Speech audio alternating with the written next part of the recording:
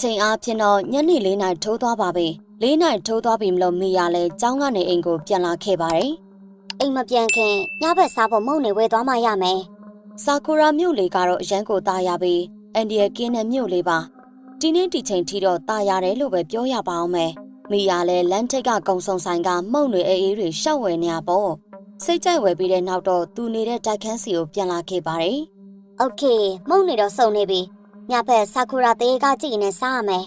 မီယာတို့ရဲ့တိုက်ခန်းကအပေါ်ထက်မှာဖြစ်တာမလို့မီယာလည်းတက်လေကားနဲ့တက်ဖို့လုံနေရပေါ့ဒီချိန်นี้အရာအလုံးကအဆင်ပြေနေပါသေးတယ်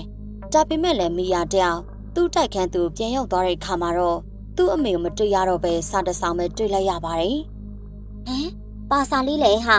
မီယာယူဖက်ကြည့်လိုက်တဲ့ခါမှာတော့စာကသူ့အမေထားခဲ့တဲ့စာဖြစ်ပြီးအထဲမှာရေးထားတာကတော့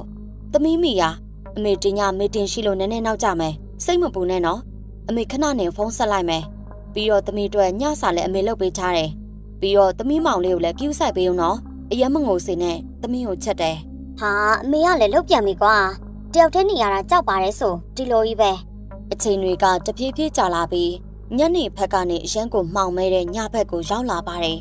မိယာကတော့ညဘက်ရေချိုးနေရပေါ့ရေချိုးနေရင်လည်းရှောက်ပြောနေပါသေးတယ်တယောက်တည်းလည်းမိယာတော့မကြောက်ဘူးတရေလည်းမကြောက်ဘူးဘလူးလည်းမကြောက်ဘူးမိယာလည်းရေချိုးပြီးရနဲ့အလှပြင်နေရပေါ့ဒါကညတိုင်းသူပုံမှန်လုပ်နေတဲ့အလုပ်တွေပါပဲအရာအားလုံးကလည်းပုံမှန်ဖြစ်နေတော့မှတရေတွေပါတော့မကြောက်ပါဘူးဒါပေမဲ့အမေမရှိတော့ပြင်းစရာကြီးကွာတယောက်တည်းဆိုတော့ကြောင်တောင်ကြီးဘာလို့လောက်ရမှန်းမသိတော့ငါမောင်လေးကိုတွားကြည့်ရအောင်မယ်မိယာရဲ့မောင်လေးကတော့သူ့ဘာသာသူကစားနေရပါအေးအေးဆေးဆေးပါပဲအားလုံးโอเคပဲညစာစားဖို့ပဲကြံတယ်အမေကလည်းညစာလုပ်ထားတဲ့တာပြောတာအများကြီးလည်းမလုပ်ထားဘူးလောဘကြီးတဲ့မိယာလည်းသူ့ဘာသာသူညစာတွေရှောက်ချက်နေပါတော့တယ်အဲ့လိုအချိန်အတော်ကြာရှောက်ချက်ပြီးတဲ့နောက်မှာတော့ညစာကတော်တော်များသွားပါတယ်ရှေးမိုက်ပြီဟေးဘိုက်ပေါအောင်စားပြစ်မယ်ကွာအဲ့ဒီအချိန်မှာပဲဖုန်းတကောဝင်လာပါတယ်အမေပဲဖြစ်မယ်ဘလို့စင်ချေစင်နေရွက်တွေပေးအောင်လည်းမသိပါဘူးသမီးမီယာအမေအလုပ်ပြီးရမယ်နော်သိမလို့တော့သမီးအဆင်ပြေရမလားညစာရောစားပြီလားသမီးမောင်လေးရောငိုနေသေးလားအကုန်အဆင်ပြေတယ်အမေမရှိတော့ကြောင်တောင်တော့ဖြစ်နေတာပေါ့သင်မအမေမကြပါဘူးအခုလက်စာတက်နေပြီအမေကိုမဆောင်နိုင်စောစောအိတ်လိုက်နော်စောစောအိတ်တော့အေးရေးဝတာပေါ့ဟုတ်ကဲ့ပါမေသမီးခဏနေအိတ်တော့မှာပါ